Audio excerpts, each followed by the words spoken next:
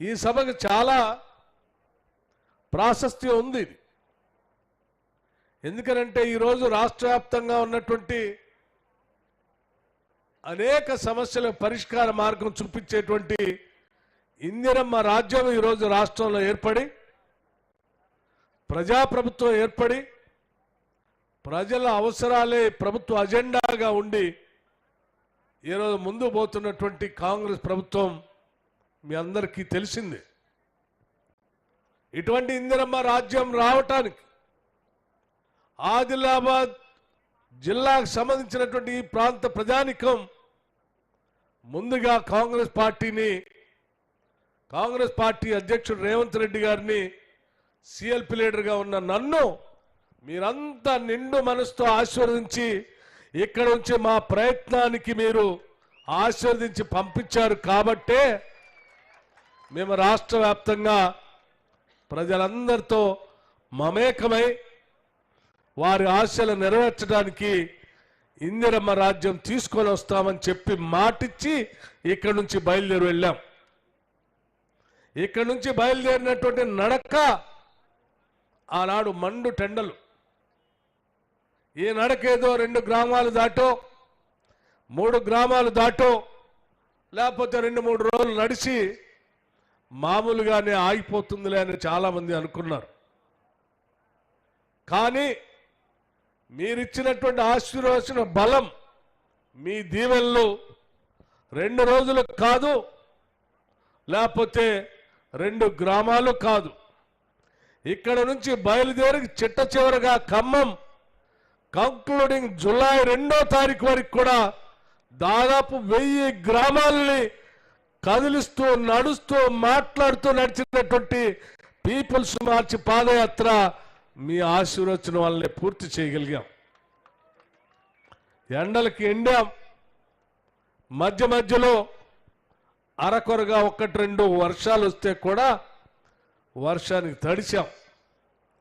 కానీ ఎక్కడ పాదయాత్రను మాత్రం ఆపే ప్రశ్నే లేదని చెప్పి మధ్యలో 2 సార్లు వడదెబ్బ తగిలినా నా వడదెబ్బ నా ఆరోగ్యం రాష్ట్ర ప్రజల సమస్యల కంటే ఇది పెద్ద సమస్య కాదని చెప్పి పక్కన పెట్టి రాష్ట్ర ప్రజల సమస్యల పరిష్కారం కోసం పాదయాత్రను కొనసాగించాం.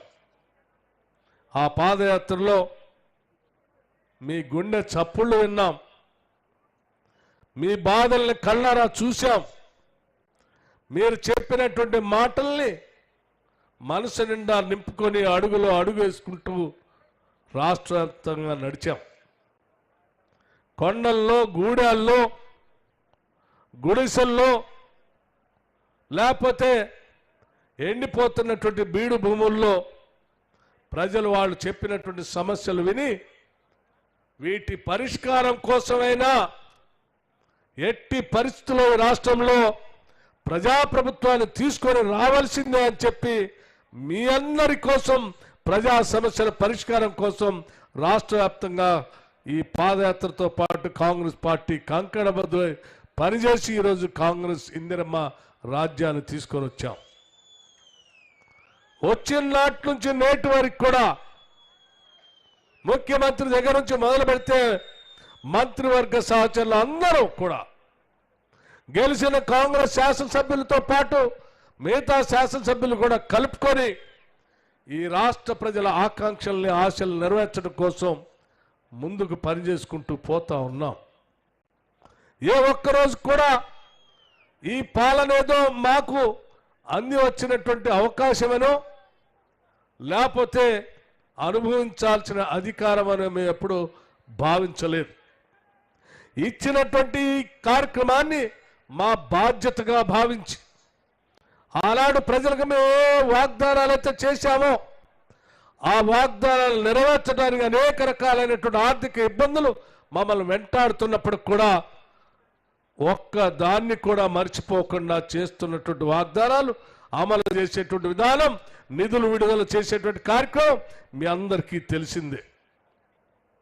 మేమందరం శాసనసభ్యులుగా శాసనసభలో ప్రమాణ స్వీకారం చేసిన తొలి రోజే గంట ఆలస్యం అవుతుంది ప్రజలు ఇబ్బంది పడుతున్నారని చెప్పి ఇచ్చిన గ్యారంటీలో భాగంగా రాష్ట్ర వ్యాప్తంగా ఉన్నటువంటి మహిళలను మనం మహాలక్ష్మిలాగా గౌరవించుకుంటున్నాం. మహిళలందరికీ కూడా మనం ప్రకటించినటువంటి ఉచిత బస్సు రవాణా ఈ రోజే మొదలు కావాలని చెప్పి అసెంబ్లీలో మొట్టమొదటి రోజే ఆ